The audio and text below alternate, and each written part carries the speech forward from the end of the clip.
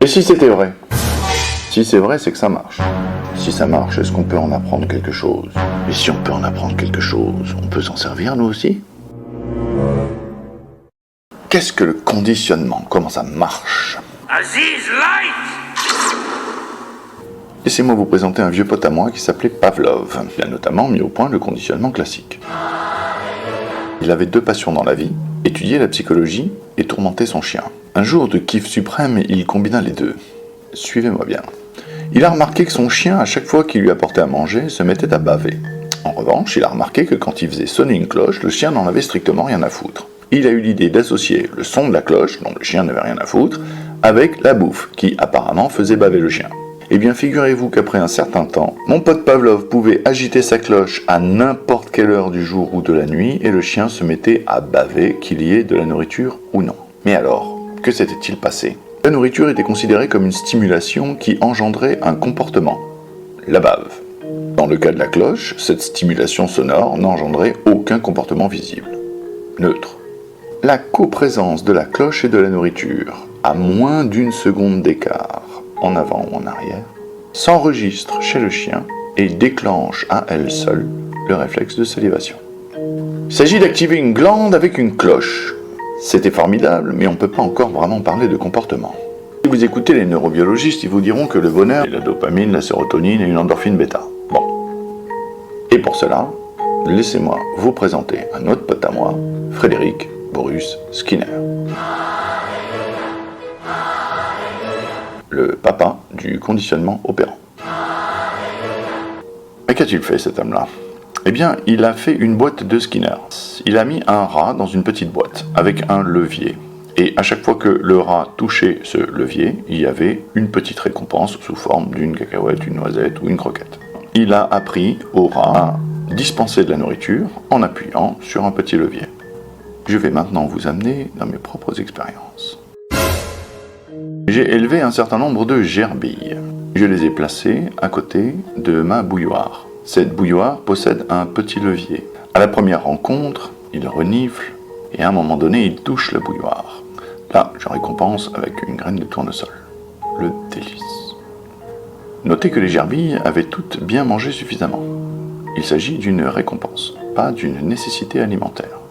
Si elles veulent venir jouer avec moi, elles peuvent. Si elles ne veulent pas, elles peuvent.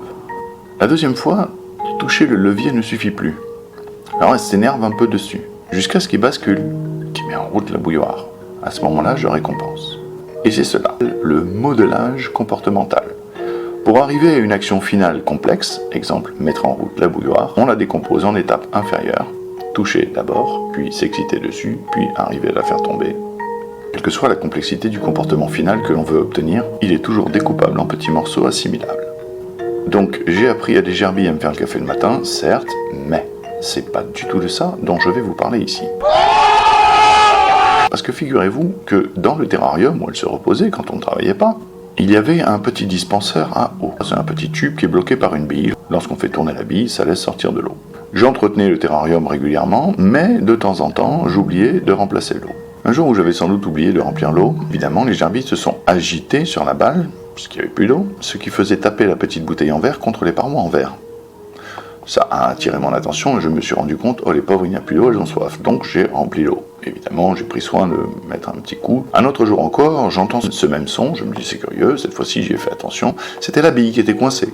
Une troisième fois, une quatrième fois, il y a des interventions comme ça et j'entends encore ce son.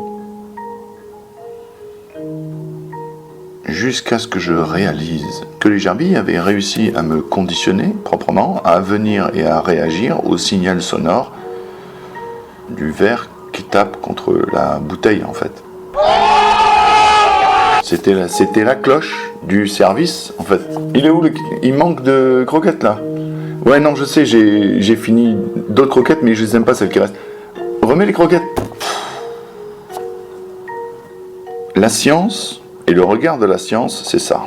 Quand on étudie le conditionnement, il faut être attentif à tous les conditionnements, y compris ceux qui se font à notre insu sur nous-mêmes. C'est ça la cure. C'est ça la clé de la découverte de soi. À quel mécanisme qui m'échappe est-ce que j'obéis? Quand vous avez ouvert une possibilité que vous décidez où vous conduisez sur une route que vous n'avez pas dessinée. Donc, arrêtez de regarder la bagnole et le volant, regardez la carte. Comment on conditionne son mari, son patron, ses enfants?